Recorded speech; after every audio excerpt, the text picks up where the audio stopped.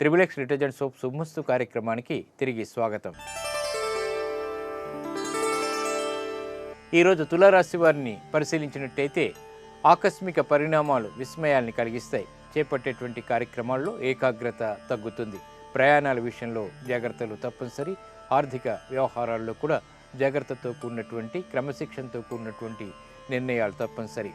వృత్తిపరమైనటువంటి వ్యవహారాల్లో అభివృద్ధికి చేపట్టేటువంటి పనులు కుంటుపడతాయి. ఈరోజు మీ అదృష్ట సంఖ్య 9. పసుపు వర్ణం త్వరితగతిని శుభాల్ని కలిగిస్తుంది.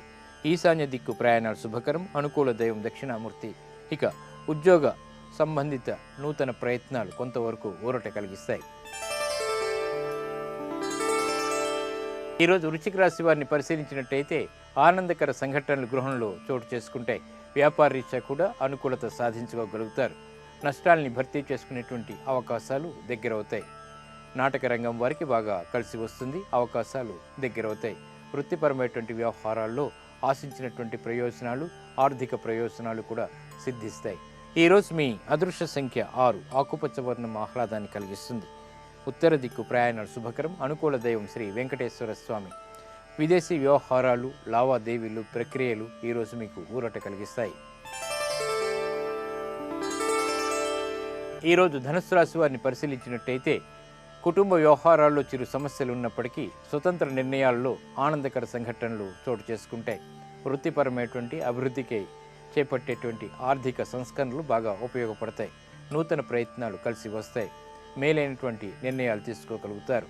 వ్యాపార రీత్యా కూడా అనుకూలతను సాధించుకునేటువంటి శక్తి సామర్థ్యాలు కలిగి ఉంటారు. ఆత్మవిశ్వాసం పెంపొందింప చేసుకునేటువంటి కార్యక్రమ నిర్వహణ కొనసాగించగలుగుతారు. ఈరోజు మీ అదృష్ట సంఖ్య 2. ఎరుపు వర్ణం ధైర్యాన్ని కలిగిస్తుంది. దక్షిణ దిశ ప్రయాణాలు శుభకరం. అనుకూల దైవం ఈశ్వరుడు. ఇక ఆర్థిక నిర్ణయాలు ఈరోజు మీకు బాగా లాభిస్తాయి. సంపత్తిని పెంపొందింపచేస్తాయి. ఈరోజు మకర రాశి వారిని పరిశీలించినట్టయితే అదృష్ట సంఘటనలు గృహంలో చోటు చేసుకుంటాయి. చేపట్టేటువంటి కార్యక్రమాలు ప్రోత్సాహాన్ని ఇస్తాయి. వృత్తిపరమైనటువంటి వ్యాపార సంబంధిత, ఉద్యోగ సంబంధిత విషయాల్లో కూడా ప్రాముఖ్యత పెరుగుతుంది. ఆదాయం కూడా పెరుగుతుంది. వ్యవహారాల్లో చొచ్చుకుపోయేటువంటి స్వభావం కలిగి ఉంటారు. నూతన కార్యక్రమాలని అవలీలగా ప్రారంభించగలుగుతారు. ఈరోజు మీ అదృష్ట సంఖ్య 9. నలుపు వర్ణం మేలుని కలిగిస్తుంది. పడమర దిక్కు ప్రయాణాలు శుభకరం. అనుకూల దైవం మహాకాళి. వ్యాపార నూతన ఒప్పందాలు ఈరోజు మీకు బాగా లాభిస్తాయి.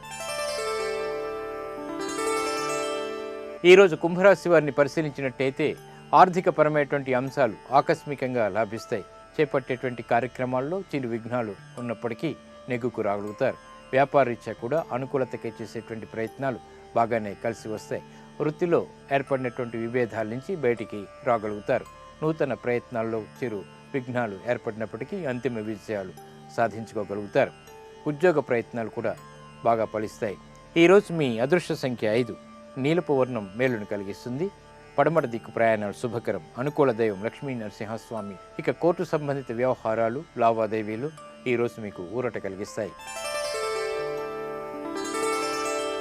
ఈరోజు మీనరాశి వారిని పరిశీలించినట్టయితే రాజకీయ రంగం వారికి చుక్కెదురు పరిస్థితులు ఏర్పడతాయి. ఆరోగ్య విషయంలో కూడా ప్రతికూలత ఏర్పడుతుంది.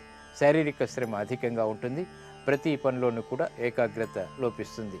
అయినప్పటికీ పట్టుదలతో కార్యక్రమ నిర్వహణ కొనసాగించగలుగుతారు. వ్యాపార వ్యవహారాల్లో ఆచితూచి నిర్ణయాలు తీసుకోవాలి. ఆరోగ్య క్రమశిక్షణ లోపిస్తుంది. మంచి నిర్ణయాలు తీసుకోలేకపోతారు. ఈరోజు మీ అదృష్ట సంఖ్య 2. ఎరుపు వర్ణం ధైర్యాన్ని కలిగిస్తుంది. దక్షిణ దిశ ప్రయాణాలు శుభకరం. అనుకూల దైవం గణపతి. విద్యా సంబంధిత ప్రయత్నాలు మాత్రం ఈరోజు మీకు లాభిస్తాయి.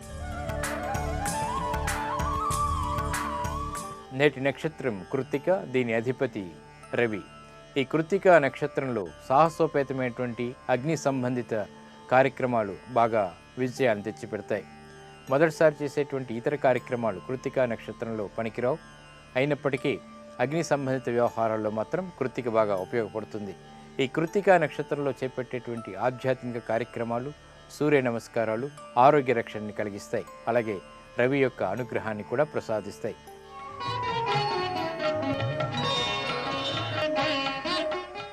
అర్కహ అంటే సూర్యుడు. సూర్యుడిని రోజు నమస్కరించడం ద్వారా ఎన్నో ప్రయోజనాలు ఏర్పడుతూ ఉంటాయి. ఆరోగ్య రక్షణ ఏర్పడుతుంది. అలాగే వివిధ రకాలైనటువంటి విజయాలు కూడా మనం పొందగలుగుతాం.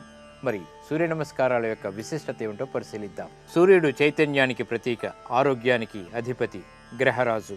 ఉదయం నుంచి సాయంత్రం వరకు, సాయంత్రం నుంచి ఉదయం వరకు విశ్వంలో సంచరించేటువంటి ఉత్తమమైనటువంటి గ్రహం. సూర్య నమస్కారాలతో ప్రత్యక్ష దైవమైనటువంటి సూర్యుడిని ఆరాధిస్తే సాధకులకు ఉత్తమ ఫలితాలు సిద్ధిస్తాయి. సూర్యారాధనలో నమస్కారాలే ప్రధానం. ప్రతి నమస్కారంలో ఒక ఆసనం ఉంటుంది. అలా మొత్తం 12 ఉంటాయి. ఇందులో 7 వైవిధ్యమైనవి, మిగిలిన 5 పునరావృతమవుతుంటాయి. సూర్య నమస్కారాలు నిత్యం సాధన చేయడం ద్వారా శరీరం చైతన్యం అవుతుంది. మంత్రయుక్తమైనటువంటి సూర్య నమస్కారాలు అనేటువంటి ఆసనాల్ని సాధన చేయడం ద్వారా సూర్యుడిని పూజించడంతో పాటు ఆరోగ్య సిద్ధి కూడా చేకూరుతుంది. 12 ఆసనాలకు 12 మంత్రాలు. ఎందుకంటే జ్యోతిష్యం ప్రకారం సూర్యుడు రాశి చక్రంలోని 12 స్థానాల్లో సంచరిస్తాడు. ఆయా స్థానాల్లోకి సూర్యుడు ప్రవేశించగానే భానుడి యొక్క ముఖ కవలికల్లో మార్పులు వస్తాయి. ఆ మార్పుల్ని బట్టి 12 పేర్లు వచ్చాయి. ఓ మిత్రాయ నమః అంటూ ప్రారంభించేటువంటి సూర్య నమస్కారాలు శారీరక మానసిక చైతన్యాల్ని ప్రసాదిస్తాయి, జీవితంలో విజయాల్ని తెచ్చిపెడతాయి. ఇవి ఈనాటి శుభమస్తు కార్యక్రమంలోని గ్రహబలం అంశంలోని విశేషాలు. ఇప్పుడు గృహబలం అంశంలో వాస్తు విశేషాలు తెలుసుకుందాం. తిరిగి రేపటి శుభమస్తు కార్యక్రమంలో కలుసుకుందాం. నమస్కారం.